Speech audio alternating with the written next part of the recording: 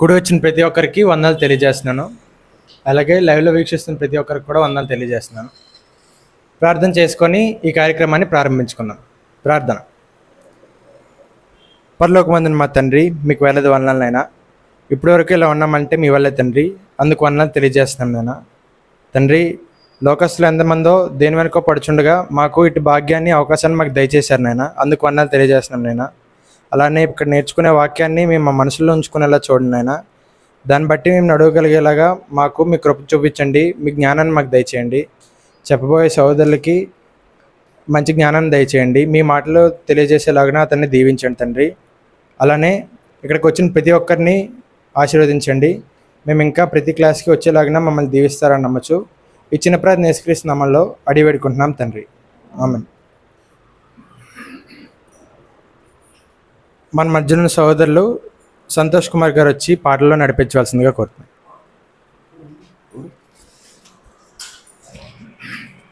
కొత్త పాట నేర్చుకుందాం అండి. మనం లాస్ట్ టైం నేర్చుకున్నాం. మరొకసారి 276 నెంబర్ పాటని ఒకసారి కలిసి పాడుకుందాం.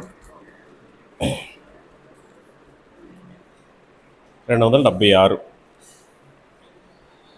నీ కృపయే చాలును నా ప్రభువా, నీ కృపయే చాలును అనుక్షణము, నీ కృపయే చాలును నా దేవా, నా దేవా.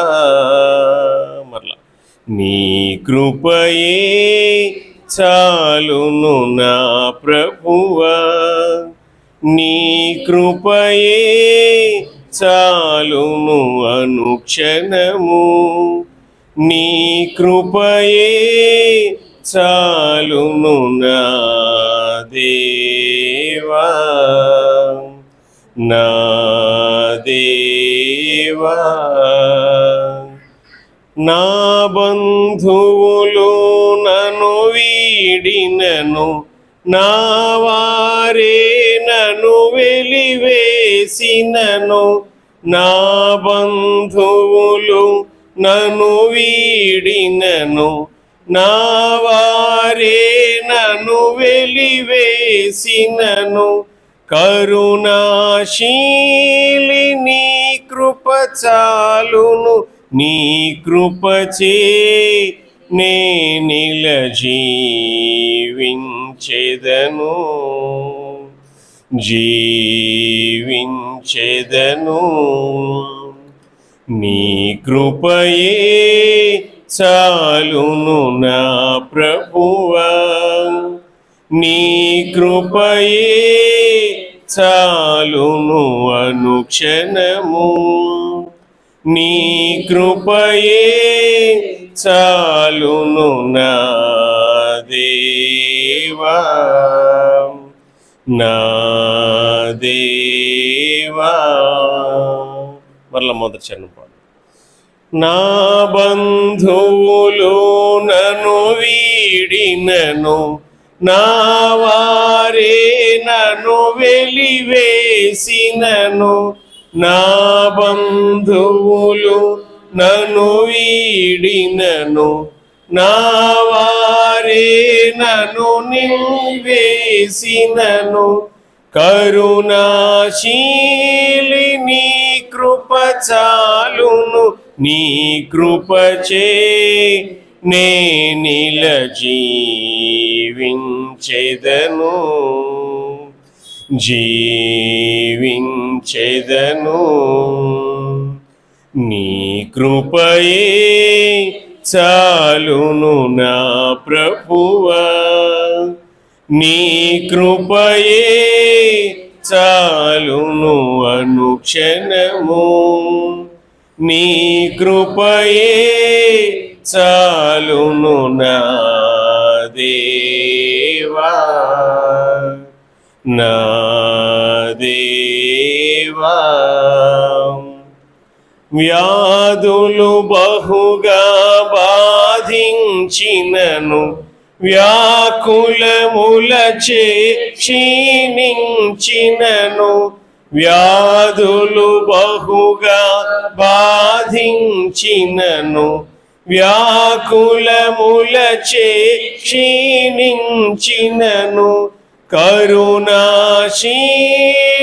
నీ కృప చాలును నీ కృపచే నే జీవించెదను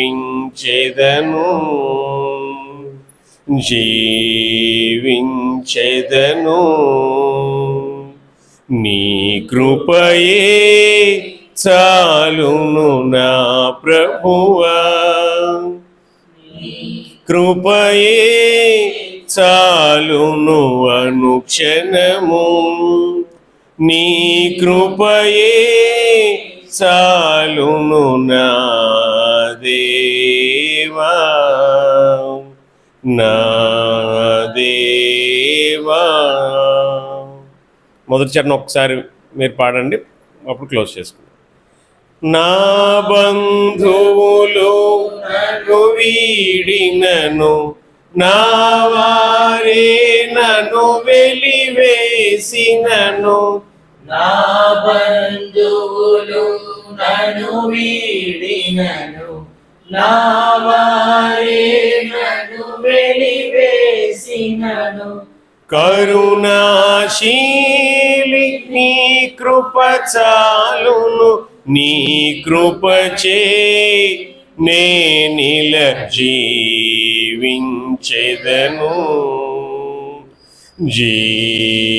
జీవించెదను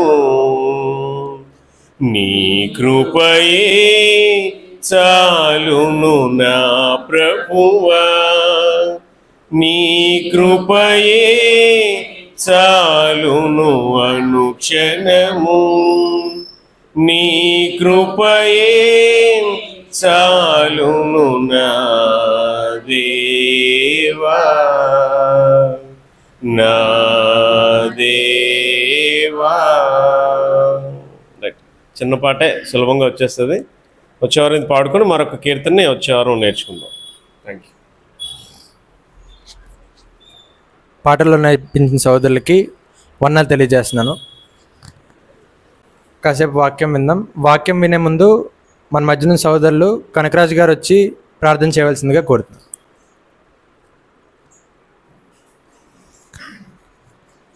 ప్రార్థన. పరలోకమందున్న మా తండ్రి, దయగల నాయన, మీ ఘనమైన అతి ఉన్నతమైన నామానికి వేలాది వందలు నాయన. ఇలా మీ నామంలో ప్రార్థించే అవకాశం దయచేసిన దాన్ని బట్టి వందలు నాయన. నాయన, మీరు అనుగ్రహించిన ఈ దినంలో మిమ్మల్ని ఇలా ఘనపరచుడుగాను ఇలా కూడి ఉన్నాం నాయన. చేరువచ్చిన ప్రతి ఒక్కరిని దీవించండి నాయన. నాయన, ఇప్పటి వరకు మిమ్మల్ని కీర్తనలతో ఘనపరచమని కోరుతున్నాం నాయన. నాయన, మరి ఒకే భాగంలోకి వచ్చాం నాయన. మేము వాక్యం వినే స్థితిలోకి వచ్చాం నాయన. మీరు అనుగ్రహించిన జ్ఞానాన్ని బట్టి ఆ సహోదరుడు చెప్పేలాగా మీ సహాయం దయచేయండి నాయన. యేసు శిష్యులకి ఎలాగైతే ఉపమాన రీతిగా వాళ్ళకి అర్థమయ్యే రీతిలో ఎలా వివరించారో ఈ బోధకుడు మాకు పాఠాలని అర్థమయ్యే రీతిలో వివరించేలాగా మీ సహాయం దయచేయండి నాయన. అందుకు మీ తోడు కాపుదల మాపై ఉంచి నడిపించమని కోరుకుంటూ యేసుక్రీస్తు నామమున ప్రార్థించి వేడుకుంటున్నాం తండ్రి. ప్రార్థన చేసిన సోదరులకి వందనాలు. మన మధ్యన ఉన్న సోదరులు కిరణ్ కుమార్ గారు వచ్చి వాక్యాన్ని వివరించవలసిందిగా కోరుతున్నాను.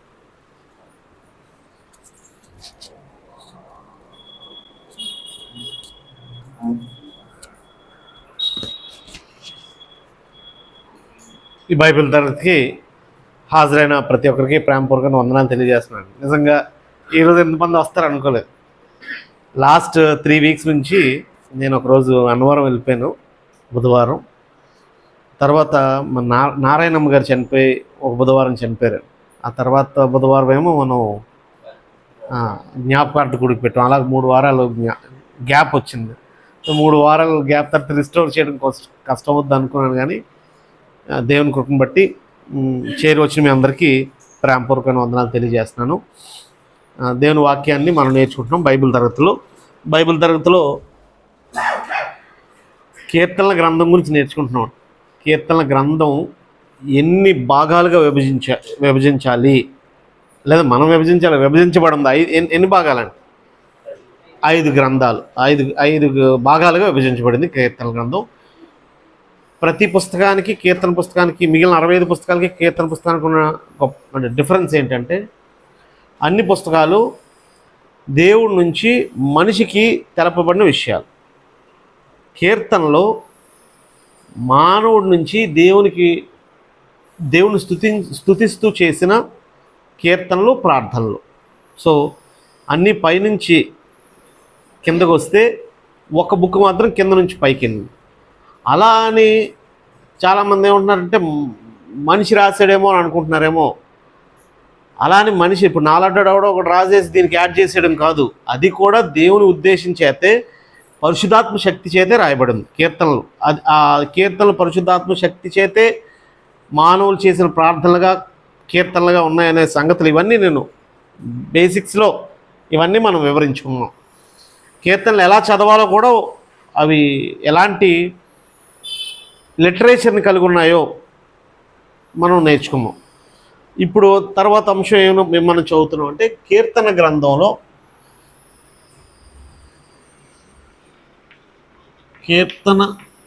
గ్రంథంలో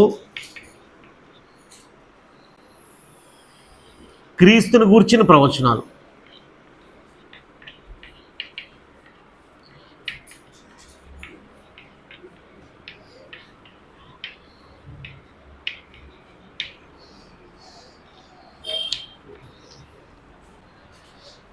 కీర్తన గ్రంథంలో చాలా మిగిలిన ప్రవచనాలు కూడా ఉన్నాయి. మిగిలిన ప్రవచనాలు అన్నీ మనం చూడట్లేదు. ఓన్లీ యేసు ప్రభు గురించి కీర్తన గ్రంథంలో ఎన్ని ప్రవచనాలు చెప్పబడ్డాయో సుమారు అవి నెరవేరును కూడా. బైబిల్లో నెరవేర్పున్న వచనాలే, నెరవేరలేని జనరల్గా చెప్పబడినా మనం అవి రాయట్లేదు. ఏవి నెరవేరాయని క్రొత్త నిబంధనలో తెలియజేశారో అవి మాత్రమే మనం నోట్ చేస్తున్నాం. అలాంటివి ఇంచుమించు ఒక 25 ప్రవచనాలు ఉన్నాయండి. కాబట్టి ఇంచుమించు కీర్తన గ్రంథం అంటే చాలామంది రాశారు, మోషే కూడా అందులో ఇంక్లూడ్ అయి ఉన్నాడు. కానీ ఎక్కువగా దావీదు, సొలొమోను, కోరహ కుమారులు వీరు ఆసాపు వీరు రాసినవి. కాబట్టి ఇంచుమించు ఒక 1000 సంవత్సరాల ముందు జరగబోయే సంగతులన్నీ రాయబడ్డాయి. కాబట్టి మనిషి రాస్తే జరగదు. అది కూడా దేవుని శక్తి, పరిశుద్ధాత్మ శక్తి చేతే కీర్తనలు రాయబడ్డాయి అనే వచనాలు కూడా మనం చదువుకున్నాం. సో అందులో భాగంగా మనం క్లాస్కి 5 ప్రవచనాలు చెప్పున ఇప్పుడు వచ్చి చెప్పుకుంటూ వచ్చాము. సో ముందు వీడియోస్లో ఆ సంగతులు ఉన్నాయి. అంటే లేఖనము, ప్రవచనము,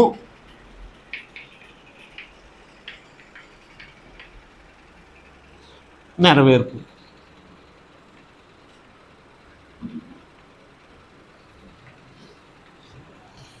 అంటే ఎక్కడ ఏ లేఖనం చెప్పబడింది, అది అసలు ఆ ప్రవచనం ఏంటి, అది ఎక్కడ నెరవేరింది అనే ప్యాటర్న్లో మనం ఎంతవరకు ఎన్ని అధ్యాయాలు అంటే అధ్యాయాల వారీగా ప్రతి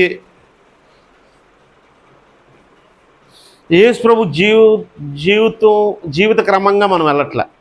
అంటే యేసు ప్రభు బాలుడుగా ఉన్నప్పుడు చెప్పబడిన ప్రవచనం ఏంటి, యవనస్తుడిగా ఉన్న అలా మనం వెళ్ళలేదు. ఈ కీర్తనల వరుసలో మనం వెళ్తున్నాం. 1వ అధ్యాయంలో ఎక్కడైనా ప్రవచనం ఉందా, 2వ అధ్యాయంలో ఎక్కడైనా ఉందా, 3వ అధ్యాయం అలా వెళ్తున్నాం. సో కీర్తనల వారీగానే మనం వెళ్తున్నాము. అందులో భాగంగా 45 మరి ఒక్క దగ్గర మీరు రాసుకుంటే ఒక్క దగ్గరే ఉంటాయి అవి. 45వ అధ్యాయం 6-7 వచనాల వరకు మనం చెప్పుకున్నాం. అవునా కదా, అంతేనా? 14 చెప్పాను. అయితే నేను ఒకటి మిస్ అయిపోయాను. 41వ అధ్యాయంలో నేను తర్వాత వెనక్కి వెళ్ళి చూసుకుంటే ఒకటి మిస్ అయిపోయాను. పర్లేదు, ఇప్పుడు 15 అని వేసుకోండి. చిన్న బాణం గుర్తు పెట్టేసుకొని అది 15 ఇది 14 అని అనుకుంటే సరిపోదు. నెక్స్ట్ నుంచి మీకు ఆర్డర్ సరిపోద్ది. అంటే నేను వదిలేసిన 45వ అధ్యాయం వరకు మనం చెప్పేసుకున్నాం యాక్చువల్గా. కానీ 41లో ఒక ప్రవచనం వదిలేసింది. అది కూడా యేసు ప్రభు జీవితంలో నెరవేరింది.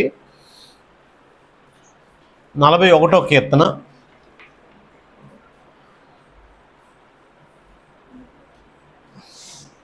9వ వచ్చి యాక్చువల్గా చరణం అనాలంట.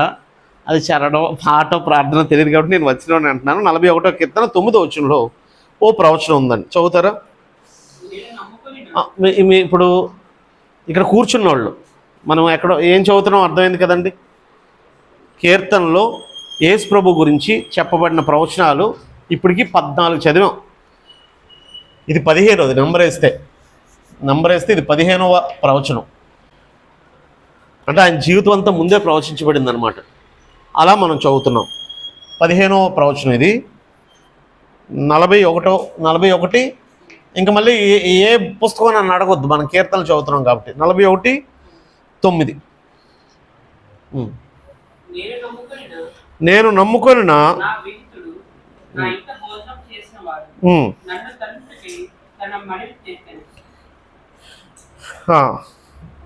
యోహాను సువార్త, దీని నెరవేర్పు యోహాను సువార్త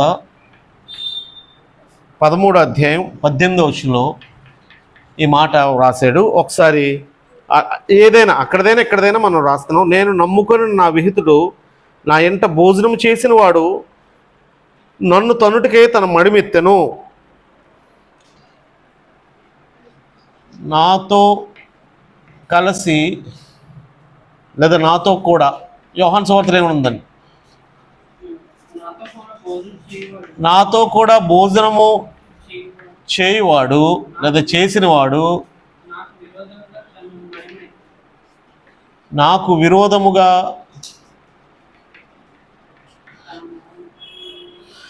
తన మడమనెత్తెను,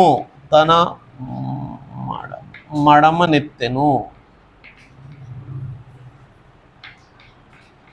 యాక్చువల్గా ఇక్కడ కీర్తనలో నేను నమ్ముకొని నా విహితుడు నా ఎంట భోజనం చేసిన వాడు నన్ను తన్నుటకు.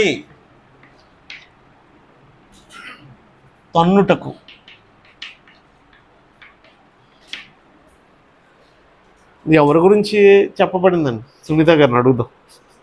ఏంటంటే ఇది నేను అనవసరంగా అప్పుడప్పుడే వస్తున్నాను. యేసు ప్రభు శిష్యులందరూ యేసు ప్రభుని ఫాలో అయ్యారు. అయితే యేసు ప్రభు శిష్యుల్లో ఒకడు యేసు ప్రభుని ఫాలో అవుతున్నాను అంటున్నట్టుగానే ఉండి యేసు ప్రభుని ఫాలో అవ్వలేదండి. అంటే యేసు ప్రభువుని ఫాలో అయ్యే వాళ్ళందరూ యథార్థమైన హృదయంతో ఫాలో అవుతున్నారని మీరు నమ్మాల్సిన అవసరం లేదు. యోహాను సువార్తలో ఇప్పుడు మనం జస్ట్ దాని గురించి మాట్లాడదాం. యోహాను సువార్త 13వ అధ్యాయం ఎన్నో వచ్చినండి నెరవేర్పు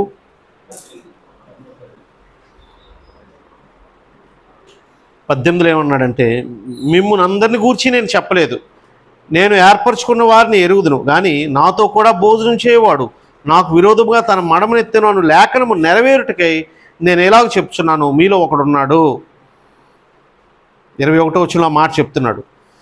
యేసు ఈ మాటలు పలికిన తర్వాత తన ఆత్మలో కలవరపడి, మీలో ఒకడు నన్ను అప్పగించినని మీతో నిశ్చయంగా చెప్తున్నానని రూఢిగా చెప్పాను. ఆయన ఎవరిని గూర్చి ఈ మాట చెప్తున్నాడా అని అనుకుంటే, నేను ఒక రొట్టె ముక్క తీసి ఇప్పుడు ఎవరి చేతికి ఇస్తానో వాడే నన్ను అప్పగిస్తాడు అని అది తీసుకొచ్చి ఇస్కారియోతు యూదాకి ఇచ్చాడంటాడు. అంటే యేసు ప్రభువుకు తెలుసండి తన 12 మంది శిష్యుల్లోనే ఒకడు తను అప్పగింపబోతున్నాడని. యాక్చువల్గా అది మనం మామూలుగా అయితే తట్టుకోలేము. అంటే ఇది మోసం. నిజానికి బాధాకరమైన సంగతి ఏంటంటే 27వ వచనం చూడండి, 26. అందుకు యేసు, నేను ఒక ముక్క ముంచి ఎవరికి ఇచ్చేదనో వాడే అని చెప్పి ఒక ముక్క ముంచి సీమోను కుమారుడగు ఇస్కారియోతు యూదాకి ఇచ్చెను. వాడు ఆ ముక్క పుచ్చుకోగానే సాతాను వానిలో ప్రవేశించెను. యేసు, నీవు చేయనది త్వరగా చేయమని వానితో చెప్పగా, అంటే నువ్వేం చేయబోతున్నావో త్వరగా చెయ్యు. అయితే వీళ్ళందరూ ఏమనుకున్నారంటే వాళ్ళకి అర్థం కాలేదు. 29 వచ్చిన డబ్బు సంచి యోధా యుద్ధ ఉండేను కనుక ఏదో భోజనం తెమ్మని రొట్టెలు తెమ్మని ఏదో పని అసైన్ చేసి ఉంటాడో ఆ పని చేయమని చెప్తున్నాడు అని అనుకున్నారంటండి. కానీ యోధా చేసింది ఏంటండి? యోధా చేసింది ద్రోహం అని. అంటే మనం ఒక మనిషితో తగాదా పడతాం, అది వేరు. మన పక్కనే ఉండి మనవాడిగా ఉంటూ నటిస్తూ మోసం చేయడం, ద్రోహం చేయడం చాలా తప్పండి. అసలు లైఫ్లో ఇది బైబిల్ పట్టుకున్నందుకే కాదండి, అసలు సామాన్యంగా కూడా నేనేమంటున్నానంటే, నువ్వు చెడ్డోడుగా వీడికంటే దోపిడీదారుడు లేకపోతే ఒక దగ్గర దొంగతనం చేసేవాడు సడన్గా అటాక్ చేస్తాడు, అవును. కానీ నమ్మించి మోసం చేసేవాడు ఎలాంటోడంటే, ఇప్పుడు ఇస్కారియోతు యూదా యేసు ప్రభు దగ్గర తిరుగుతూ ఏమని చెప్తున్నాడు? అపోస్తుల్లో ఒకడిగా ఎంచబడ్డాడు, నేను నీ శిష్యుని అన్నాడు, ఆయన కోసం వచ్చానని చెప్పాడు. ఆయన పనులన్నీ చేస్తున్నాడు. ఇప్పుడు ఆయన్నే అమ్మాలని అనుకుంటున్నాడు, లేకపోతే ఆయన డబ్బులు ఆ డబ్బు ఆయన వేరే వేరే ఉద్దేశం, ఒరిజినల్గా యేసుప్రభువుని అనుసరించకుండా వేరే ఉద్దేశంతో అనుసరిస్తూ మోసం చేయాలని అనుకోవడం. అంటే ఎప్పుడైనా ఎవరైనా బైబిల్లో, అంటే నేనేమంటానంటే గొల్యాత్ శ్రేష్ఠుడు, యోధా ఇస్కరియోతు యోధా కంటే గొల్యాతు దావీదు రా నేను ఎదుర్కొంటాను అన్నాడు. ఓడిపోయాడో గెలిచాడో, దేవుణ్ణి తిట్టాడు, దావీదుని తిట్టాడు, కానీ మోసం కాదు అది. కానీ ఇది మోసం అండి. ఇలా మోసం చేసిన వాళ్ళు ఎవరు ఉన్నారా బైబిల్లో? ఉన్నారు.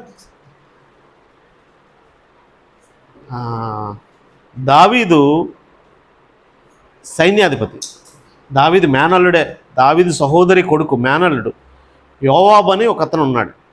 ఈయన సైన్యాధిపతిగా దావీదు పెట్టుకున్నాడు. అదే ఏదో కొంతకాలం టర్మ్స్ బాగున్నాయి, బాగానే నడిపించాడు. దావీదు యుద్ధాలన్నింటిలో కూడా యోవాబు ఉన్నాడు. అయితే కొంతకాలం తర్వాత యోవాబు దావీదుకి ఇష్టంగా లేడాడు. లేకపోయినప్పుడు దావీదు కూడా ఏమి అనలేదు. యాక్చువల్గా అబ్షాలోము చంపొద్దని అన్నప్పుడు చంపేశాడు. అయితే నీకు వ్యతిరేకంగా తిరిగాడు కాబట్టి రాజుకి ఎవడు వ్యతిరేకంగా తిరిగినా నాకు అక్కర్లేదని అన్నట్టుగా. ఇప్పుడు కొడుకు మీద ఉండే ప్రేమకి దావీదుకి ప్రేమ ఉంటుంది, ఎదురు తిరిగిన పక్కన ఉండేవాడికి. ఇప్పుడు మీ అబ్బాయి మిమ్మల్ని ఎదిరించినా మనకు ప్రేమ ఉంటుంది కదండి. మన అమ్మాయి మనల్ని ఎదిరించినా మనకు ప్రేమ ఉంటుంది. పక్కనున్న పిన్నికి అర్థం కాదు, అత్త కాదు, నువ్వేం చేతకాని దానిలాగా ఉన్నావు, నువ్వేం అలాగున్నావు, వాడు అలా ఎగిరిపోతుంటే అని అంటారండి. వాళ్ళు తను అర్థం చేసుకోవడానికి నువ్వు అర్థం చేసుకోవడానికి తేడా ఉంది. తన మీద ఎదురు తిరిగిన కుమారుడిని ఓ పక్క కోపం ఉన్నా సరే క్షమిస్తాడు దావీదు అబ్షాలోము విషయంలో. కానీ పక్కనున్న సైన్యాధిపతికి మన తర్వాత పుట్టినోడు ఆడు నిన్ను ఎదిరించి రాజ్యం కావాలంటుంటే నువ్వు ఎలా ఊరుకుంటున్నావు అనే కోపంతో యోవాబు ఆయన మీద అటాక్ చేశాడు. సరే, రీజన్స్ ఏదైనా యోవాబుని సైన్యాధిపతిగా పెట్టకుండా యోవాబు తమ్ముడైన అమాషాని సైన్యాధిపతిగా నియమించాడు దావీదు. నువ్వు నాకు అంటే నేను చెప్పింది నువ్వు చేయట్లేదు, ఆయన కూడా సహోదరుడే, తమ్ముడే. అమాషా అనే అక్క చెల్లెలు అనమాట అండి, సెరూయా యొక్క సహోదరి.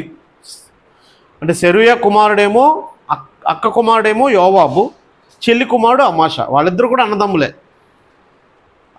అతన్ని నియమిస్తే అది ఎవరు తట్టుకోలేకపోయారంటే యోవాబు తట్టుకోలేకపోయారు. నీకు ఇష్టం లేకపోతే ఏం చేయాలి? వదిలేసి పారిపోవాలి. నీకు లేకపోతే ఇష్టం లేకపోతే నువ్వు ఇంత చేసావు, నీకు ఇంత కష్టపడ్డాను, ఇప్పుడు నాకన్నా చిన్నవాడు లేకపోతే తమ్ముడు ఈయన పెట్టేస్తావా, నన్ను సైన్యాధిపతిగా పెట్టవా అని అడగొచ్చు, కోప్పడొచ్చు, ఇష్టం లేకపోతే మానేయవచ్చు, లేకపోతే వేరే రాజ్యానికి వెళ్ళిపోవచ్చు, నీ ఇష్టం. కానీ ఏం చేశాడు తెలుసండి? ఆయన మీద దెబ్బలాడకుండా, అడగకుండా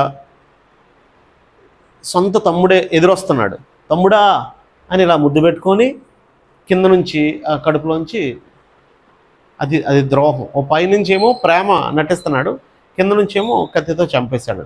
2 సమూయేలు గ్రంథం 20వ అధ్యాయం 10వ వచనంలో ఈ విషయం ఉంటుంది. 2 సమూయేలు గ్రంథం, అంటే నేను ఎందుకు చెప్తున్నానంటే ఇలాంటి పనే యోధా చేశాడు. ఈ మాట ఇస్కరియోతు యోధా కోసం రాయబడిన ప్రవచనం అండి. తన పక్కనే ఉంటూ ఒకసారి చూడండి, అది చదివిన తర్వాత యోధా గురించి చదువుదాం. అమాషా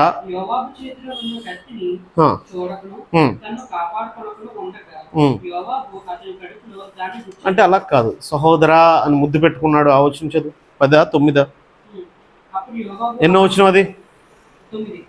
9వ వచనం. నా సహోదర ఎదురుపడ్డాడండి, తమ్ముడు ఎదురుపడ్డాడు. సైన్యాధిపతిగా నువ్వు వద్దు, ఆయన నియమిస్తున్నానని దావీదు చెప్పాడు. ఇప్పుడు ఆయన సైన్యాధిపతి అయ్యాడు. ఆ అసూయతో, ఆ అక్కస్తో, నా సహోదరా నువ్వు క్షేమంగా ఉన్నావా, దూరంగా ఎదురుపడ్డాడండి. అన్నయ్య తమ్ముడు ఇప్పుడు క్షేమంగా ఉన్నావా అంటే ఏమనుకుంటాడు అతను? దావీదు నాకు ఇచ్చిన పోస్ట్ని ఇతను కూడా యాక్సెప్ట్ చేస్తున్నాడు అనుకున్నాడు. తమ్ముడా అని, నా సహోదరా అని ఇలా దగ్గర తీసుకున్నాడండి. ముద్దు పెట్టుకుంటున్నాడు అంటే గడ్డ చేత్తో ఇలా కుడి చేత్తో గడ్డం పట్టుకున్నాడంట, ముద్దు పెట్టుకుంటున్నాడంట. ఓ చేత్తో కుడి చేత్తో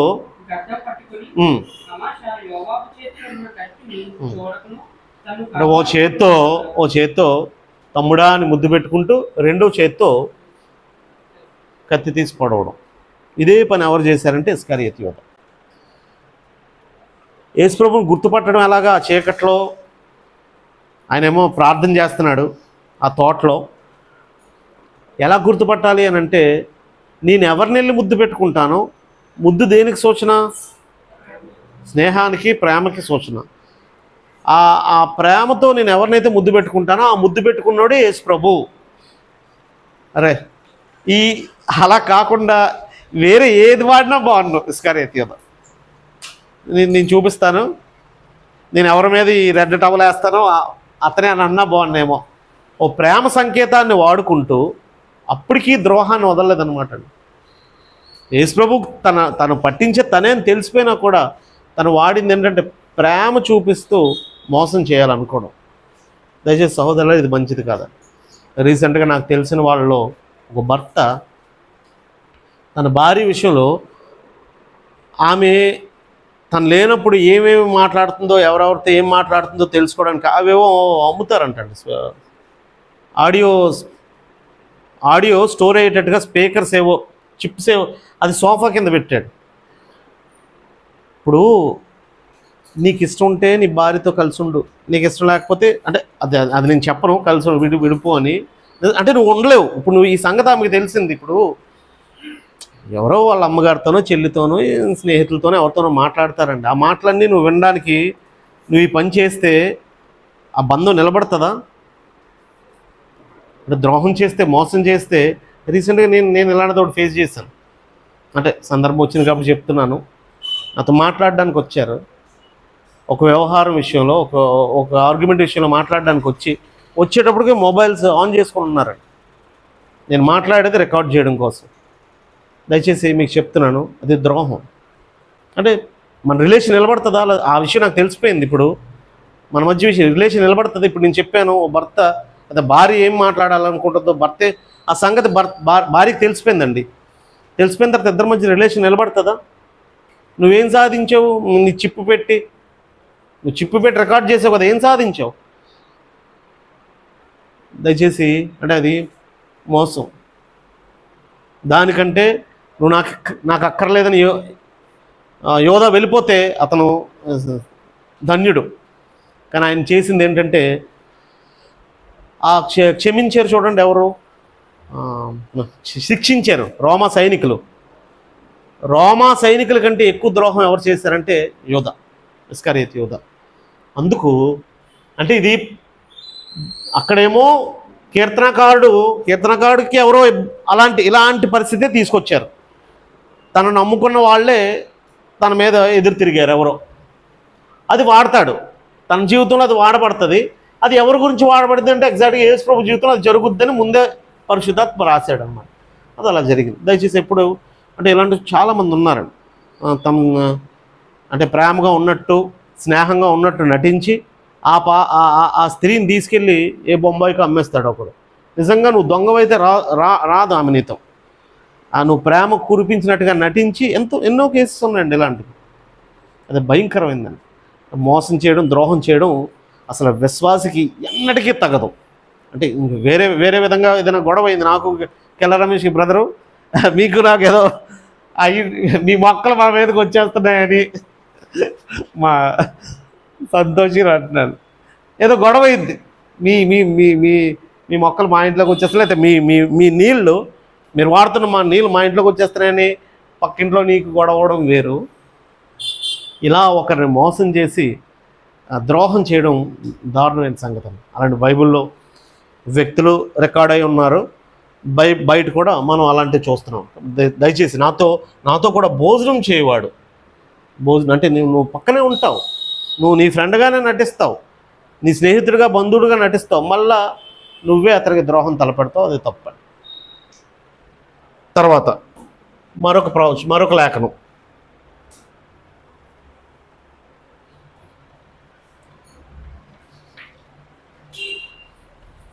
పదహారోది 68వ కీర్తన 18వ వచనం.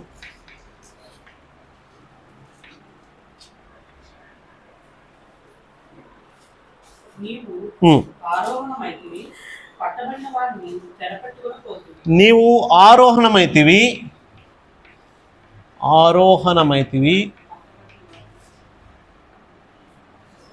పట్టబడిన వారిని నేను ప్రశ్న అడుగుతాను మిమ్మల్ని. చెరపట్టుకొని పోతివి.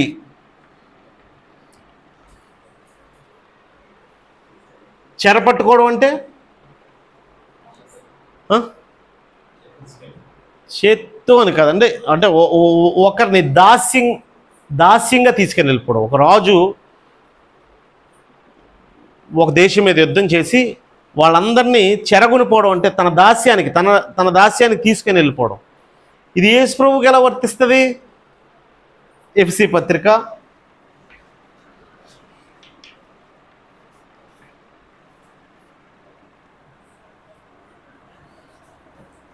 4వ అధ్యాయం 8-10 వచనాల్లో ఈ ప్రవచనం యొక్క నెరవేర్పు ఉంది. అందుచేత ఆయన ఆరోహణమైనప్పుడు నీవు ఆరోహమైతివి, ఆయన ఆరోహణమైనప్పుడు చెరను చెరగా పట్టుకుని పోయి అని చెప్పబడి ఉన్నది. ఎక్కడ చెప్పబడి ఉన్నది? ఇదిగో కీర్తనలు 68-18లో చెప్పబడింది. అదేంటంటే చెరను చెరగా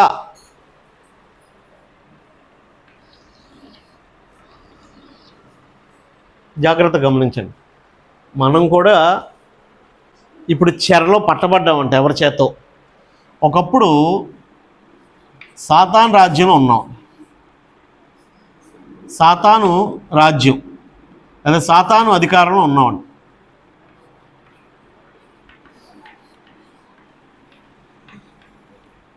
సాతాను అధికారం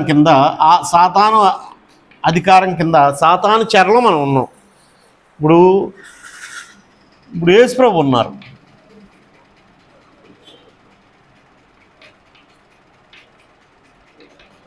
యేసు ప్రభు చేంజ్ చేశాడండి.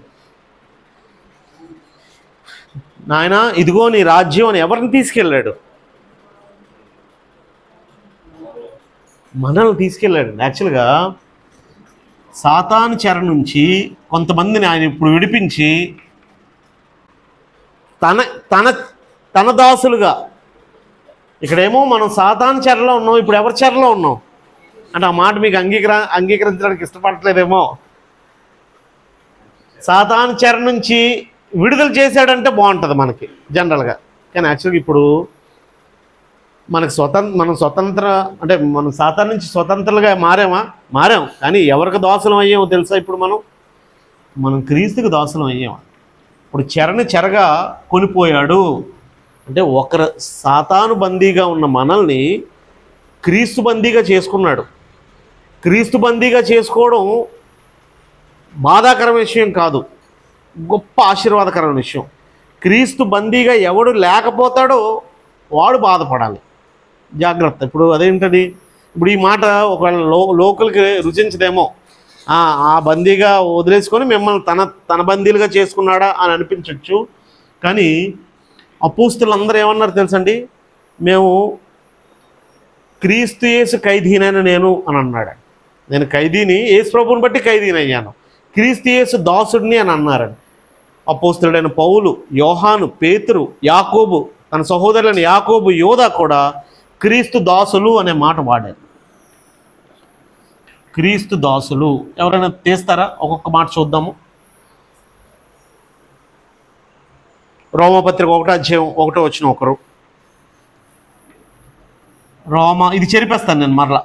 రోమా 1:1, యోధా పత్రిక యోధా 1, పేతురు, ఏ పేతురో తెలీదు, మీరే నాకు చెప్పండి. పేతురు 1వ అధ్యాయం 1వ వచనం, యోహాను, యాకోబు, అపోజిట్ యోహాను, అందరూ దీన్ని వాడారండి. యేసు ప్రభు దాసుడిని చూడండి. రోమా 1:1 యేసు ప్రభు దాసుడిని అని అన్నాడండి పౌలు. ఆ మాట అన్నాడు. క్రీస్తు దాసుడు అన్నాడండి. యోధాపత్రిక 1:1 యేసుక్రీస్తు దాసులను యేసు ప్రభు దాసుడిని. పేతురు 2 పేతురు తమ్ముడు, ఆ 2 పేతురు 1:1 యేసుక్రీస్తు దాసులు యేసు ప్రభు దాసుడిని. యాకోబు 1 పెద్దనైన నేను అని యాకోబు 1:1 యేసు ప్రభు దాసుడని యాకోబు అన్నాడండి. యోహాను ప్రకటన గ్రంథం 1:1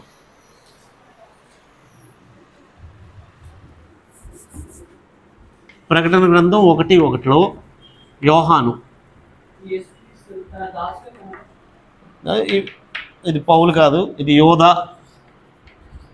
ఇది పేతురు, ఇక్కడేమో యాకోబు. వీళ్ళందరూ కూడా మేము దాసులు అన్నారు. వాళ్ళ గురించే కాదు, క్రైస్తవులైన మనం కూడా ఇప్పుడు ఎవరు దాసులు అండి? క్రీస్తు దాసులు అనే వచనాలు ఎన్నో ఉన్నాయి. గలతీ పత్రిక 1:10. ఇప్పుడు నేను మనుషుల దయను సంపాదించుకోవాలని చూస్తున్నానా, దేవుని దయను సంపాదించుకోవాలని చూస్తున్నానా? నేను మనుషులను అంటే ఇది కూడా పౌలు గురించి అనుకుందాం. పోనీ మొదటి కొరింథీ 7:27 చెప్పు. ఇవన్నిటి తర్వాత మొదటి కొరింథీ 7:22. ప్రభువునందు పిలువబడిన దాసులు ప్రభువు వలన స్వాతంత్ర్యం పొందినవాడు. ఆ ప్రకారమే స్వతంత్రుడై ఉండి పిలువబడిన వాడు క్రీస్తు దాసుడు. అంటే మనందరం క్రీస్తు దాసులము. అప్పట్లో సంఘంలోకి వివిధ రకాల వాళ్ళు వచ్చేవారు. దాసులు వచ్చేవారు, యజమానులు వచ్చేవారు. ఇప్పుడు నీకు ఒక కంపెనీ ఉంది, ఆ కంపెనీలో నేను వర్కర్ని, నువ్వు ఓనర్వి. కంపెనీకి వెళ్ళిన తర్వాత నువ్వు ఓనరు, వర్కరు. చర్చికి వస్తే మనిద్దరం క్రీస్తుకి దాసులమే. అందుకే అక్కడ ఏమన్నాడంటే, దాసుడైన వాడు క్రీస్తుని బట్టి విడిపించబడ్డాడు, స్వతంత్రుడైన వాడు నేను స్వతంత్రం అనుకోవడం లేదు, వాడు క్రీస్తుకు దాసుడు అని అన్నాడు. కాబట్టి మనం ఒకప్పుడు సాతాను అధికారం కింద ఉండేవాళ్ళం. చెరగా తీసుకుని పోవడం అంటే ఇప్పుడు మనందరం యేసు ప్రభు యొక్క చెరలో ఉన్నామండి. ఎవడైతే యేసు ప్రభు చెరలోంచి బయటికి రావాలని ట్రై చేస్తున్నాడో వాడిని మింగడానికి గర్జించి సింహం వల్లే సాతాను ఎదురు చూస్తున్నాడు. కాబట్టి ఎక్కడుందండి భద్రత? అందుకే మనకేమంటాడంటే క్రీస్తునందు భద్రత అనే మాట వాడబడ్డ. క్రీస్తునందు అనే బౌండరీలోనే భద్రత ఉంది. ఇందులో బయటకు రావాలని ఎవరైనా ట్రై చేస్తే వాడు ఈ చెరలో ఉండడం భయంకరమైన సంగతి. ఈ చెరలో ఉండడం, ఇక్కడ మీరు చదువుకున్నప్పుడు కూడా ఒక మాట అన్నాడండి, చెరగా కొనిపోయి వారికి ఏం చేస్తానన్నాడండి. చెరలో ఉన్నోళ్ళకి యాక్చువల్గా శిక్షిస్తారు. చెరలో ఉన్నోళ్ళకి చెర అంటే దాస్యం. ఇప్పుడు జైల్లో ఉన్నోళ్ళకి ఏంటండి, అది పనిష్మెంటా లేకపోతే ఏంటది? అది పనిష్మెంట్ అండి. ఒక యుద్ధం నుంచి మనుషులు తీసుకెళ్ళిపోతే, దాస్యంలోకి తీసుకెళ్ళిపోతే వాళ్ళు తమ దేశానికి హ్యాపీగా వెళ్ళిపోవడానికి, నచ్చినట్టు తిరగడానికి, ఏ పని చేసుకోవడానికి లేదు. వాళ్ళు చెప్పిన వెట్టి పనులన్నీ చేయాలి. అది దాస్యం, అది శాపకరమైన సంగతి. కానీ ఈ చెర గురించి మాట్లాడితే ఏమన్నాడంటే, నీవు ఆరోహణమైతివి, పట్టబడిన వారిని చెరగా కొనిపోతివి. ఎందుకు?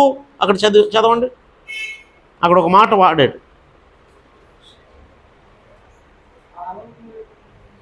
నువ్వు తప్పన్నీ చదువుతావు కావాల. ఇప్పుడు అదే వచ్చిన చదువుచున్నా ఆయన ఆరోహణమైనప్పుడు చెరని చెరగా పట్టుకొని పోయి మనుష్యులకు ఈవులను అనుగ్రహించుటకు, ఆశీర్వదించడానికి పట్టుకుపోయాడు. అంటే ఈ బందీఖాన మంచిది. యేసు ప్రభునందు బందీగా ఉండడం ఆశీర్వాదకరం. వారికి ఈవులను ఇవ్వడానికి చెరగా పట్టుకుపోయాడండి. ఈరోజు దాని నుంచి మనం తప్పించుకెళ్ళడానికి ట్రై చేస్తున్నాం. దాని నుంచి లోకంలో పారిపోవడానికి ట్రై చేస్తున్నాం. మనం క్రీస్తునందు ఉన్నట్టే ఉంటాము, మళ్ళీ లోకంలోకి వెళ్ళడానికి ట్రై చేస్తాం. ఈ బందీ నుంచి బయటికి వెళ్ళడానికి ట్రై చేయొద్దాం. ఒకప్పుడు లేడీస్ హాస్టల్స్ ఉండేవి. మీకు అర్థమయ్యే భాష చెప్తాను. లేడీస్ వార్డెన్స్ ఉండేవారు. నేను ఒక ఇక్కడ అక్కయ్యపాలెంలో నాకు బాగా ఇష్టమైన అక్క హాస్టల్ ఉండేది.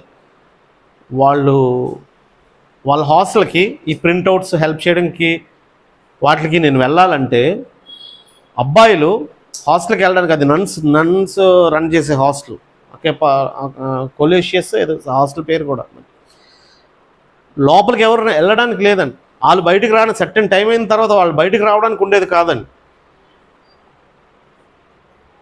ఆ బౌండరీ ఒకసారి వాళ్ళు తాళం వేసేసిన తర్వాత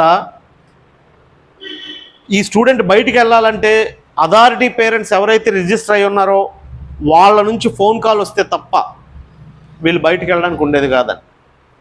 ఆ సెక్యూరిటీ మంచిదే. కానీ ఇప్పుడు హాస్టల్స్ ఎలాగున్నాయో తెలుసా?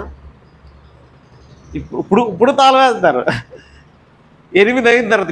ఇప్పుడు కూడా నాకు కొంతమంది ఉన్నారు ఫ్రెండ్స్, 8 లోపో లేకపోతే 9 లోపో వచ్చేయాలంట. ఒకవేళ రాకపోతే మార్నింగ్ దాకా రాకూడదు. అది ఎక్కడ, అందుకే నువ్వు వచ్చేయాలి అని. అది ఇది కూడా ఒక 10 years బ్యాక్ సంగతి నేను చెప్పేది. ఇప్పుడు ఈ షిఫ్ట్లు ఎప్పుడు వెళ్తున్నారో తెలియదు. ఈ గ్రేవ్ యార్డ్ షిఫ్ట్లు 2 గంటలకు ఒకటి వెళ్తాడు, 3 గంటలకు ఒకటి వస్తాడు.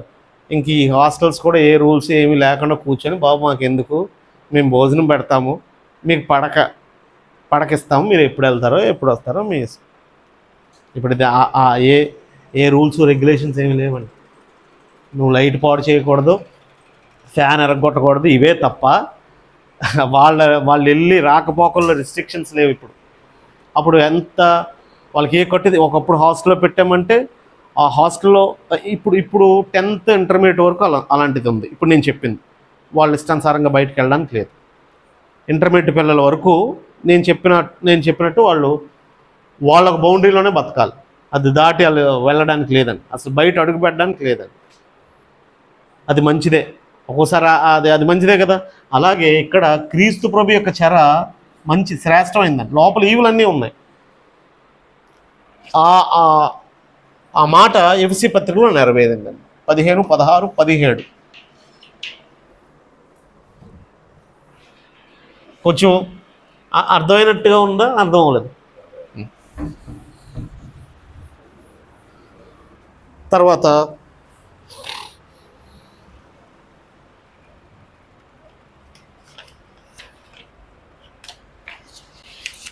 69:9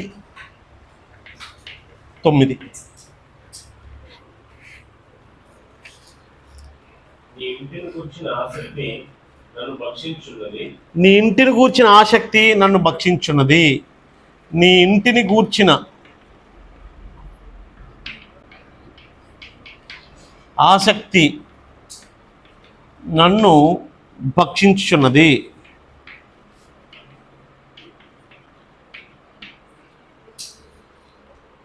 అనే మాట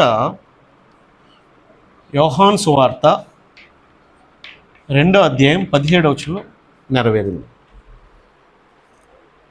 కీర్తనలో 69:9లో నీ ఇల్లు అంటే దేవుని ఇల్లు, సంఘం, దేవాలయం. నీ ఇంటిని గూర్చిన ఆసక్తి నన్ను భక్షించున్నది అనే మాట యోహాను సువార్త 2వ అధ్యాయం 17వ వచనం చదవండి.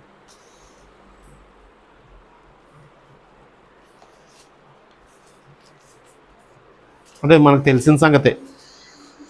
ఆయన శిష్యులు నీ ఇంటిని గూర్చిన ఆసక్తి నన్ను భక్షించునని వ్రాయబడి ఉన్నట్లు జ్ఞాపకం చేసుకున్నది. అంటే ఆయన శిష్యులు జ్ఞాపకం చేసుకున్నారు అనే మాట యేసు ప్రభుకి ఈ ప్రవచనం ఎందుకు చెప్పబడింది అని అంటే, యేసు ప్రభు పస్కా పండుగ సమీపిస్తున్నప్పుడు యెరూషలేము దేవాలయానికి ప్రతి ఏటా వెళ్తాడు. ఇది యేసు ప్రభు బాప్తిసం పొందిన క్రొత్తల్లో ఆయన దేవాలయానికి వెళ్ళేటప్పుడు ఆ దేవాలయంలో 14వ వచనం 2వ అధ్యాయం, దేవాలయంలో ఎడ్లను, గొర్రెలను, పావురములను అమ్మువారును, రోకలు మార్చువారును కూర్చుండట్టు చూచి. అంటే యాక్చువల్గా దేవాలయం దేనికండి? దేవాలయం దేనికి?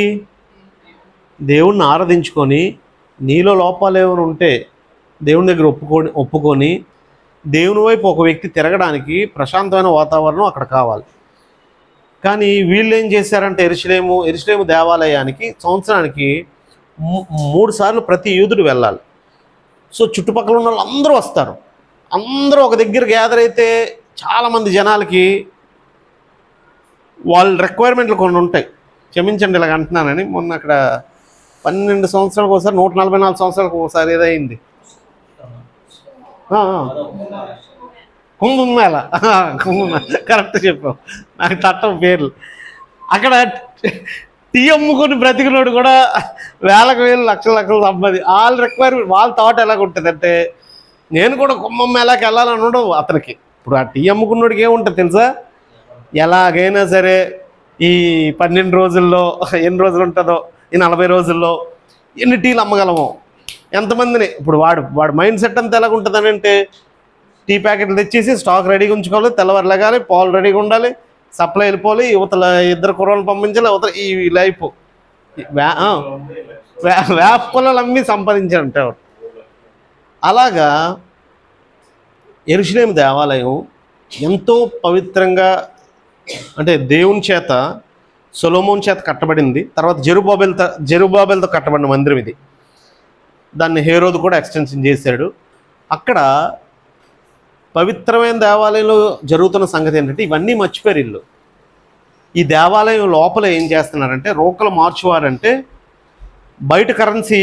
ఇప్పుడు మనం వేరే దేశానికి వెళ్ళామనుకోండి, మలేషియాకి వెళ్ళామనుకోండి, మన రూపాయి పనికిరాదు.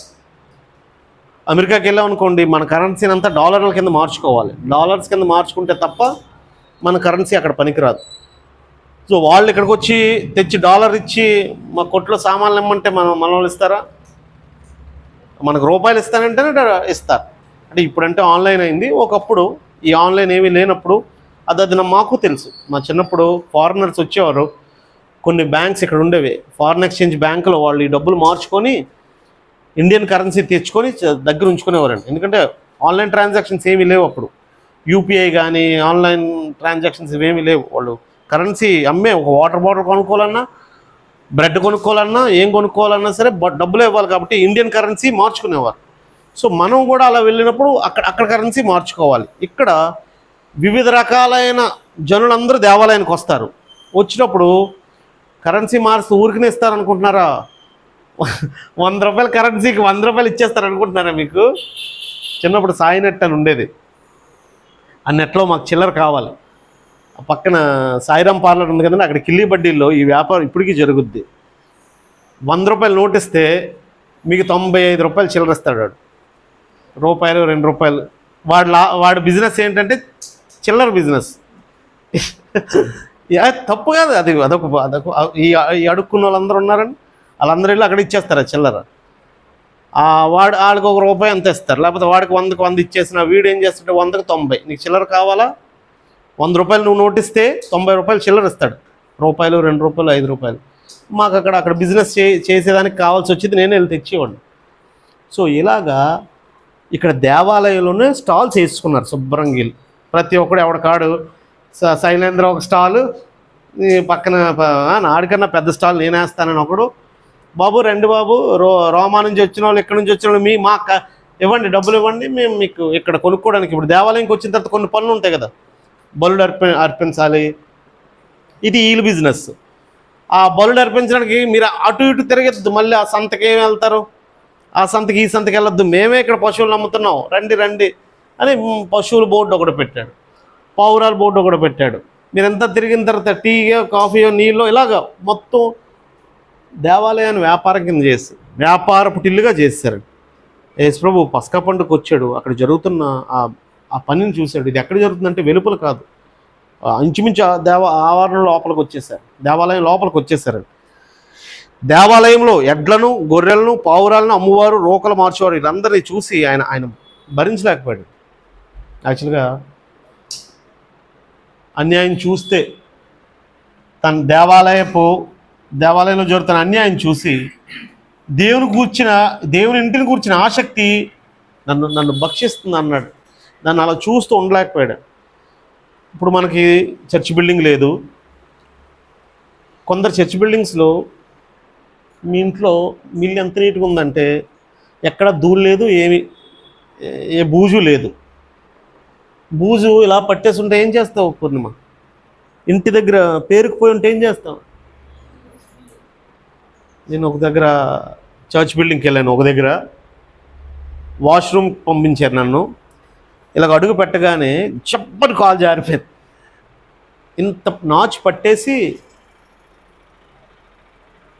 అంటే ఎవరు మీ వాష్రూమ్స్ అలాగే ఉంటాయా, మన వాష్రూమ్స్ అలాగే ఉంటాయా మన ఇంట్లో? అంటే చర్చ్ బిల్డింగ్ కదా మాకెందుకు అనుకున్నారు అనమాట. అంటే ఎవరు ఆ బూజులు అలాగే ఉంటాయండి కొన్ని చర్చ్ బిల్డింగ్స్లో. మన ఇల్లు అయితే మనం దులుపుకుంటాం, చర్చ్ బిల్డింగ్ అయితే దులపం. సో అలా ఎప్పుడు అంటే తొడవకుండా, ఏడవకుండా ఇప్పుడు మనం కూడుకున్నది ఫంక్షన్ హాల్ కాబట్టి మనకి రెస్పాన్సిబిలిటీ లేదు. అప్పటికి కూడా మనం ఎలా పడితే ఆ చెత్తలో కూర్చోలేం. మన యవనస్తులు చాలా కష్టపడుతున్నారు. కొంతమంది మాకేం అక్కర్లేదు, దేవుని ఇంటిని గురించి ఆసక్తి నిన్ను భక్షిస్తే నువ్వేం చేస్తావంటే ఆ సహాయం నువ్వు చేస్తావు, లేకపోతే ఏం పట్టలేనట్టు వచ్చి కూర్చొని వెళ్ళిపోతావు. కాబట్టి యేసుప్రభు ఏం పట్టలేని వచ్చి కూర్చోలేకపోయాడు. అంటే చెత్తగా ఉన్నా సరే అక్కడికి వచ్చి ఆరాధించుకొని మనం వెళ్ళిపోలేం కదండి. అక్కడ కొంత క్లీనింగ్ పని ఉంది ఇప్పటికీ కూడా. మనం ఎంత తడిగుడ్డ పెట్టకపోయినా మనం వచ్చేటప్పటికి ముందు రోజు ఫంక్షన్ అవుతుంటే చాలా గ్లాసెస్ అలాగే ఉంటున్నాయా, చాలా పేపర్స్ అలాగే ఉంటున్నాయా, అది కొంతమంది మనకు హెల్ప్ చేస్తున్నారండి. అంటే మనకు తెలియకపోవచ్చు. ఒకవేళ ఆ ఇంటిని గురించి ఆసక్తిని నిన్ను భక్షిస్తే దాన్ని నువ్వు అలా ఉంచు. యేసుప్రభు చాలామంది ఉన్నారు. ఎంతమంది యూదులు రాలేదు పస్కా పండుగకి? ఇది ఎప్పటి నుంచో జరుగుతుంది ఇలాగా. ఆయన మాత్రమే తట్టుకోలేకపోయాడు. కారణం ఏంటంటే దేవాలయాన్ని బట్టి ఆయన ఆసక్తి భక్షిస్తుందంటాడు. త్రాళ్ళను కొరడాలుగా చేసి గొర్రెల్ని ఎడ్లని దేవాలయం నుండి తోలివేసి, అంటే చల్లని అక్కడి నుంచి పంపించేశాడు. రోకలు మార్చువారి రోకలు చల్లివేసి వారి బలను పడద్రోసి పౌరము అమ్మవారితో ఇక్కడ నుంచి మీరు తీసుకొని పోండి అన్నాడు. పౌరాలను వదిలేదు. గేదెలు ఆవులను అయితే పంపించేశాడు.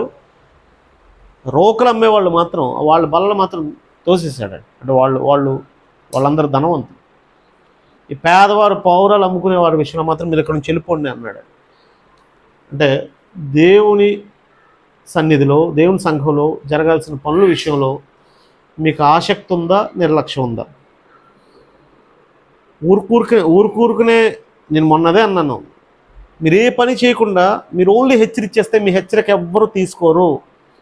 ఓ వీధి కూడికి అవుతుంది, దాని విషయంలో నువ్వు బల్లలు కట్టావా, నువ్వు గోతులు తవ్వావా, నువ్వు లైట్స్ పెట్టడానికి హెల్ప్ చేస్తావా, పరిచయం చేసావు, ఏ పని చేస్తావు? వచ్చి ఏం చేస్తావంటే ఏం సరిగ్గా జరగలేదు అంటే నువ్వు చెప్తావు, విమర్శిస్తావు. దయచేసి విమర్శించేవాడికి ఉండాల్సిన మొదట ప్రాధాన్యమైన పని ఏంటంటే తెలుసండి, నువ్వు వర్క్ చేసిన తర్వాత విమర్శించు. నువ్వు వర్క్ చేయకుండా, ఎవరిని పిలకుండా, దానికి సహకరించకుండా కేవలం నువ్వు విమర్శిస్తావంటే నీ విమర్శ స్వీకరించబడదు. ఇక్కడ యేసుప్రభు దేవాలయం విషయంలో ఆయన ఆసక్తి భక్షిస్తుందన్నాడు. ఈరోజు సంఘంలో అంటే మారు మనసు లేని వాని విషయంలో ఆసక్తి నిన్ను భక్షిస్తుందా, సంఘం విషయంలో ఆసక్తి నిన్ను భక్షిస్తుందా, మనం చెక్ చేసుకుందాం. ఎంత టైం అయింది? 35 అయింది. యాక్చువల్గా ఈరోజు 3 చెప్పుకున్నాం. ప్రతిసారి 5 చెప్తున్నాను. కొంచెం లేట్గా స్టార్ట్ చేసామో లేదా నేను ఎక్కువసేపు చెప్పాను. ఇంకోటి చెప్పుకుందాం, ఆపినా చెప్పుకుందాం, లేట్ అయినా ఒకటి చెప్పుకుందాం. 18వ 69 త్వరగా ముగించేస్తానండి. 21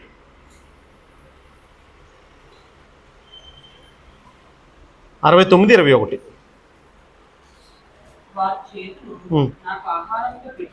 చేదును ఆహారముగా పెట్టిరి, దప్పి అయినప్పుడు చిరకను త్రాగనిచ్చిరి.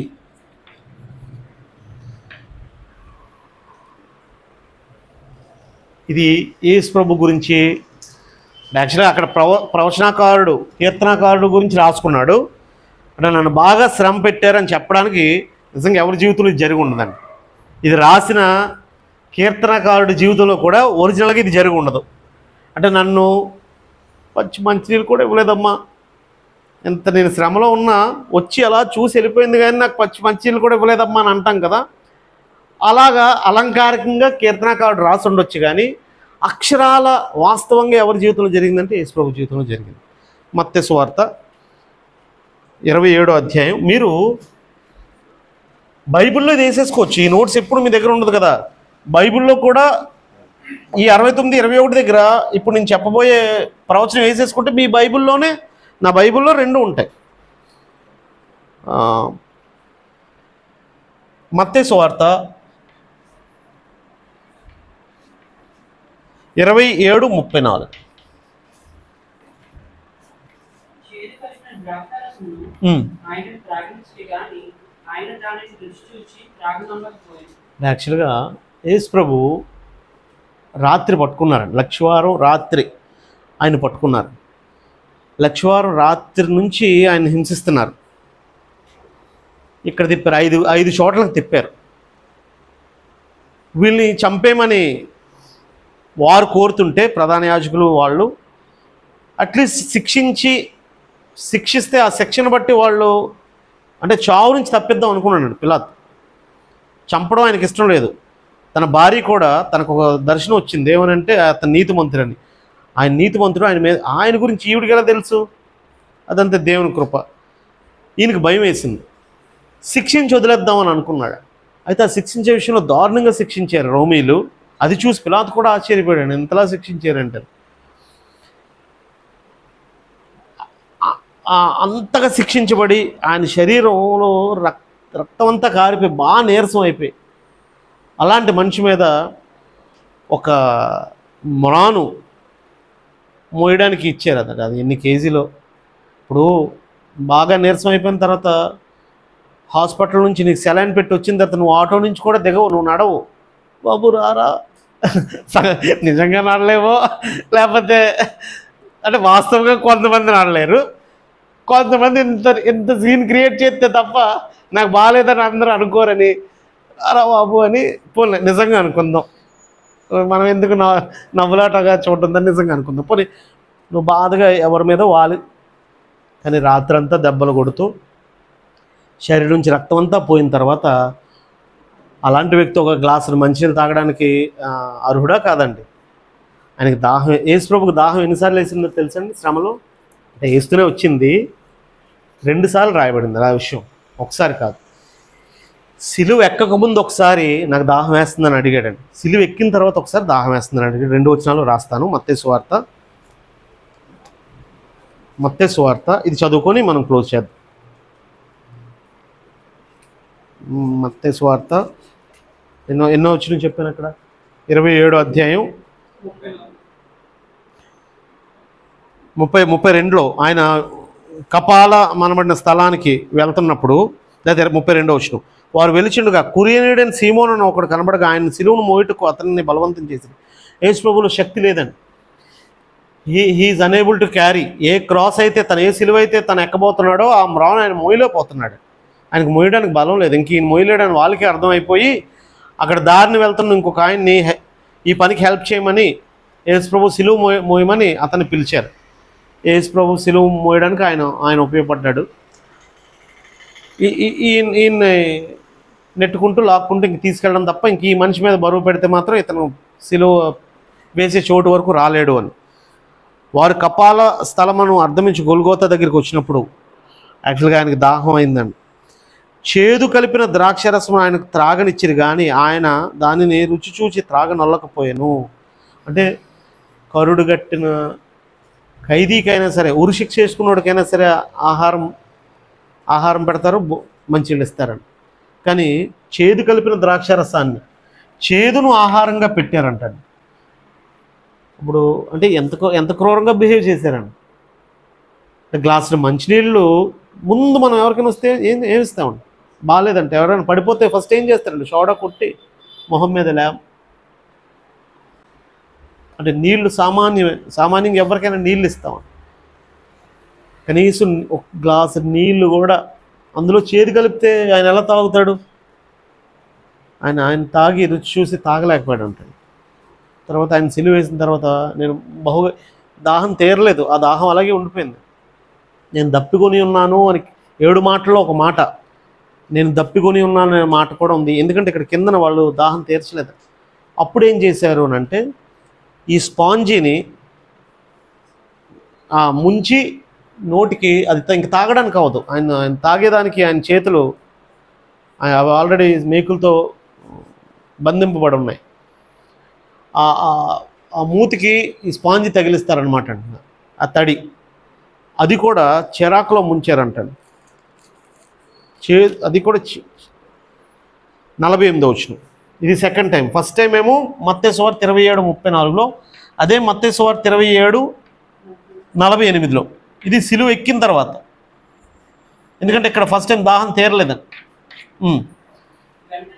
ఇగో అది రెండవ, దప్పి అయినప్పుడు చెరకను త్రాగనిచ్చిరి అనే మాట.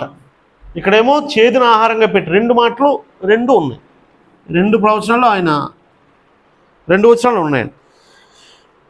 వెంటనే వారిలో ఒకడు, అంటే ఇక్కడ నాకు దప్పికొని ఉన్నాననే మాట ఇక్కడ రాయబడలేదు, యోహాను సువార్తలో రాశాడు. సిలువ మీద ఎక్కినప్పుడు దప్పికొని ఉన్నాను అన్నప్పుడు వెంటలో వారిలో ఒకడు పరిగెత్తుకొని పోయి స్పంజిని చిరకాలో ముంచి రెల్లును తగిలించి దాన్ని త్రాగనిచ్చాను. యాక్చువల్గా చిరక అంటే సార్ వెనిగర్ అని ఇచ్చాడండి అక్కడ కూడా.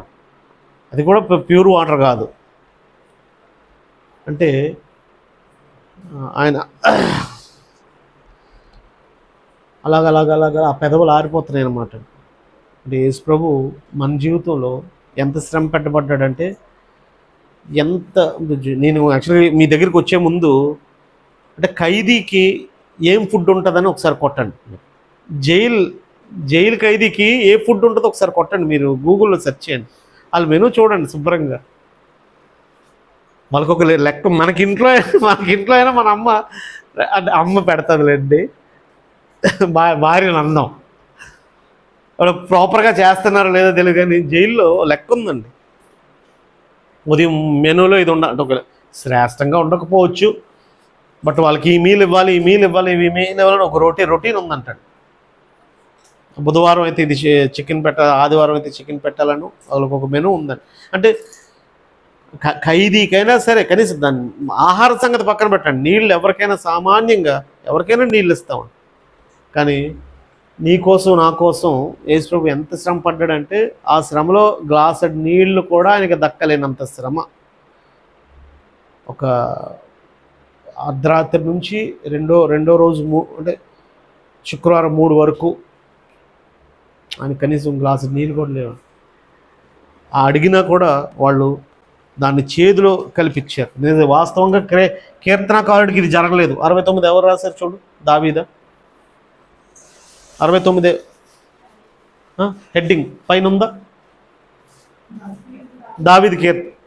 అంటే 69 కీర్తన రాసిన దావీదు కూడా ఇది అలంకారంగా రాసుంటాడు తప్ప, గ్లాసులో మంచినీళ్ళు దొరకలేని, అంటే తన శ్రమలను బట్టి అలా అని ఉంటాడు. మనం అంటాం కదా, కనీసం చుక్క నీళ్ళు కూడా నాకు ఇవ్వలేదండి అని. అలా అలంకారికంగా రాసుంటాడు తప్ప, వాస్తవంగా జరిగింది మాత్రం యేసు ప్రభు జీవితం. కాబట్టి యేసు ప్రభు జీవితం అంతా ప్రవచనాల పుట్ట. అక్షరాల ఏం జరుగుద్దో అవన్నీ ముందే ప్రవచించబడినాయి. అది కల్పితం కాదు. యేసు ప్రభు యాదృచ్ఛికంగా ఈ భూమి మీదకి రాలేదని, ఆయన స్పెసిఫిక్గా పంపబడ్డాడు దేవుని చేత. ఆయన ప్రతి జీవితం కూడా లిఖించబడిందే.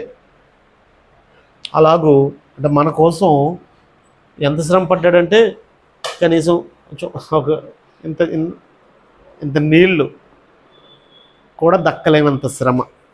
అది భయంకరమైన శ్రమ. ఆ దాహానికే చనిపోయి ఉంటాడు. అంటే ఒంట్లోండి నీళ్ళు వెళ్ళిపోతే చాలా డేంజర్ అండి. అసలు మనకి పిల్లలకి వామిట్ మోషన్స్ అవుతున్నప్పుడు మీరు నెగ్లెక్ట్ చేయొద్దు. ట్యాబ్లెట్లు వేసి వాళ్ళు డీహైడ్రేట్ అయిపోతారు. ఎప్పుడైతే వాటర్ లెవెల్స్ ఒంట్లోండి తగ్గిపోతుంటే, అందుకే వాళ్ళు హైడ్రేటెడ్గా ఉండడానికి బాగా వాటర్ తాగిస్తారు. ఆ టైంలో వాటర్ కానీ లేకపోతే ఓఆర్ఎస్ కానీ అలాంటివి లిక్విడైజ్డ్ ఫుడ్ వెంటనే కావాలి. ఆయనలో దాహం వేసి ఆ దప్పికి అడిగినా కూడా వాళ్ళు ఇవ్వలేనంత కఠినంగా శ్రమ పెట్టారు. ఆ శ్రమల వల్ల ఈరోజు మనం సజీవంగా ఉన్నాం. అలాగూ యేసు ప్రభు జీవితాన్ని కీర్తనల ద్వారా మనం చూస్తున్నాము. ఒక 5 నిమిషాలు ఎక్కువే చెప్పాను, క్షమించండి. ఆయన కనీసం ఒక 4 అయినా చెప్పుకున్నాము. అలాగే మిగిలినవి కూడా ఒక 25 ఉన్నాయండి కీర్తనలో. మనం ఏం చదువుకున్నాం ఎంతవరకు? 18. వీలైతే నెక్స్ట్ క్లాస్లో మనం దాన్ని క్లోజ్ చేయాలి. చేరి వచ్చిన మీ అందరికీ ప్రేమపూర్వక వందనాలు తెలియజేస్తున్నాను. నేనే ప్రార్థన చేసి ముగిస్తాను. పరమందున మా తండ్రి, కృపగల మా నాయన, ఈ మహోన్నతమైన శ్రేష్టమైన ఘనమైన నామానికి సమయంలో కృతజ్ఞతాస్తులు తెలియజేస్తున్నాం. నాయన కీర్తన గ్రంథం నుంచి మీ కుమారుడైన క్రీస్తు ప్రభు యొక్క ప్రవచనాల్ని మేము ఒకటిగా చదువుతుండగా నాయన అవన్నీ ఎన్నో వందల సంవత్సరాల క్రితం ముందుగా ప్రవచించబడి ఆయన జీవితంలో నెరవేరే అనే వాస్తవాలను మేము చూసేటప్పుడు మా విశ్వాసం బలపడుతుంది నాయన. కేవలం ఆ ప్రవచనాలు నెరవేరుతున్నాయని మాత్రమే కాకుండా ఆ ప్రవచనాల యొక్క సారాంశాన్ని గ్రహించడానికి, దానిలో ఉండే నీతిని మేము గమనించడానికి కూడా మీరు చూపిస్తున్న అవకాశాన్ని బట్టి, ఈ బుధవారపు బైబిల్ క్లాసులను బట్టి మీకే కృతజ్ఞతలు తెలియజేస్తున్నాం. ఈరోజు మేము నేర్చుకున్న వాటిల్లో నాయన ఎవరికి ద్రోహం చేయకూడదని నాయన ఇస్కారియోతు యోధ చేసిన పని మా జీవితంలో ఎన్నటికీ మేము చేయకూడదనే సంగతిని మేము చూసాం. నాయన యేసు ప్రభు జీవితంలో ఆయన బందీగా ఆయన దాసుడుగా ఉన్నామనే ప్రవచనాన్ని మేము చూసి ఆనందిస్తున్నాం. క్రీస్తు ప్రభు దాసుడిగా ఉండడం గొప్ప ఆశీర్వాదకరమని మేము చూసాం. నాయన ఆయన మా గురించి ఎన్ని శ్రమలు పడ్డారో, కనీసం గ్లాసుడు మంచినీళ్ళు కూడా తాగలేనంత శ్రమను ఆయన పొందారనే సంగతిని, దాన్ని బట్టి ఈరోజు మాకు జీవం లభించిందని, ఇలా అనేకమైన సంగతులు అక్కడ ఉన్న సంగతులు మేము చదువుతూ మా జీవితానికి అన్వయించుకునేటట్టుగా మాకు నేర్పించమని, చేరి వచ్చిన ప్రతి ఒక్కరిని ఆస్వాదించమని, రాలేని సహోదరులకు అవకాశాన్ని దయచేయమని, నేను ఆన్లైన్లో వీక్షించబోయే సహోదరులకు కూడా వారికి కూడా నాయన మంచి నిర్ణయాలు తీసుకునేటట్లుగా మీ జీవాన్ని దయచేయమని వేడుకుంటూ, మా ప్రభువుని కుమారుడు త్వరలో రానయ్యన్న క్రీస్తు ప్రభు నామమున ప్రార్థన అడిగి వేడుకుంటున్నాం తండ్రి. అందరికీ వందనాలు.